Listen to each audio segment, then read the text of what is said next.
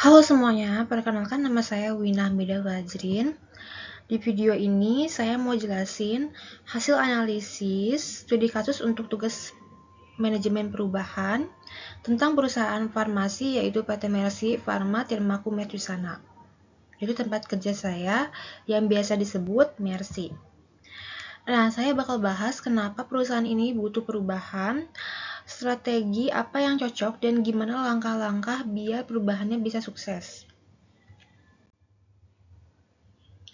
Jadi, sedikit tentang perusahaannya dulu ya. PT Mercy ini berdiri tahun 1997 dan lokasinya di Jikembar, Sukabumi, Jawa Barat. Fokusnya di bidang industri, farmasi, terutama produksi obat generik dan beberapa produk khusus. Mereka udah punya 6 fasilitas produksi yang dapat nilai A dari BPOM, artinya udah sesuai standar CPOB atau Good Manufacturing Practice. Visi mereka keren banget, jadi produsen obat dengan standar internasional.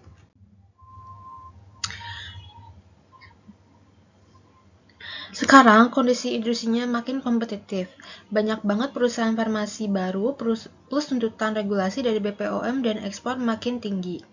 Jadi, walaupun Mercy udah punya fasilitas bagus, mereka tetap harus terus berinovasi biar enggak ketinggalan dari pesaing. Intinya mereka udah oke, tapi belum cukup untuk long term. Nah, di sini kelihatan banget kan kenapa perlu perubahan. Pertama, buat ningkatin daya saing dan peluang ekspor. Kedua, teknologi di industri ini cepat banget berkembang, jadi harus ikut update. Ketiga, mereka mulai aktif kolaborasi sama universitas kayak UGM buat riset bareng. Itu sinyal bagus ya, tapi perlu ditindaklanjuti dengan sistem dan SDM yang lebih kuat. Jadi kebutuhan perubahannya tinggi banget.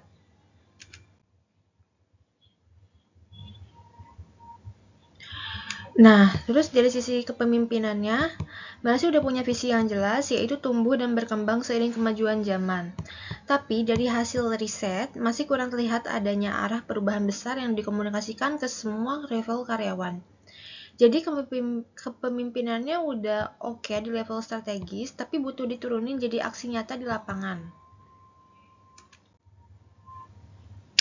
Untuk perencanaan, mereka udah ada langkah-langkah kayak buka pabrik baru di Cikembar dan rencana kolaborasi riset.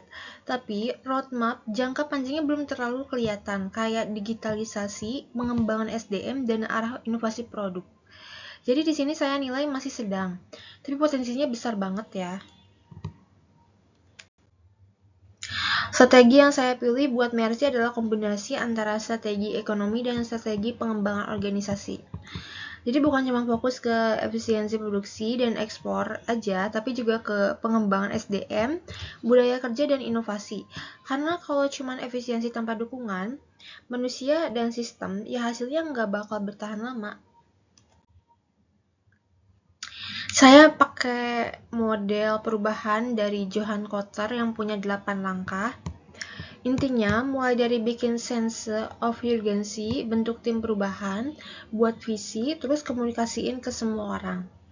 Setelah itu, hapus hambatan, cari kemenangan kecil, pertahankan momentum, dan terakhir jadikan perubahan itu budaya organisasi. Jadi bukan cuma proyek sementara, tapi benar-benar tertanam di perusahaan.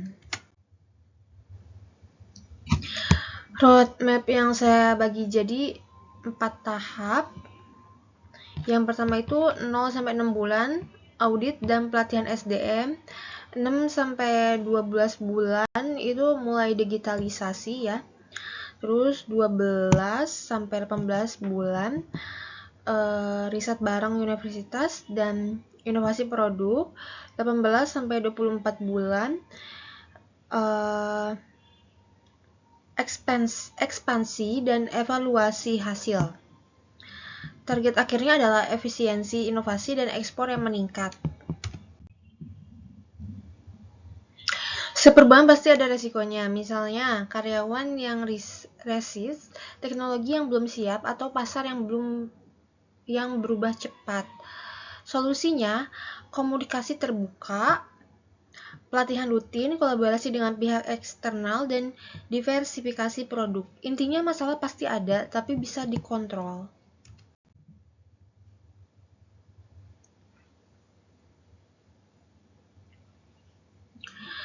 Kalau dinilai kesiapan perubahan Mercy, saya kasih skor kayak gini ya. Need for change, tinggi banget. Leadership and direction, sedang ke baik. Planning, sedang.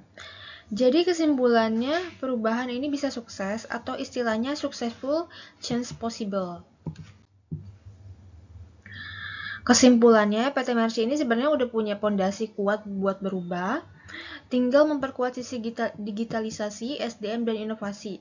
Dengan strategi kombinasi antara ekonomi dan pengembangan organisasi, saya yakin perubahan bisa jadi lancar. Oke, itu tadi hasil analisis saya tentang PT Mercy Pharma Tirmaku Mercusana.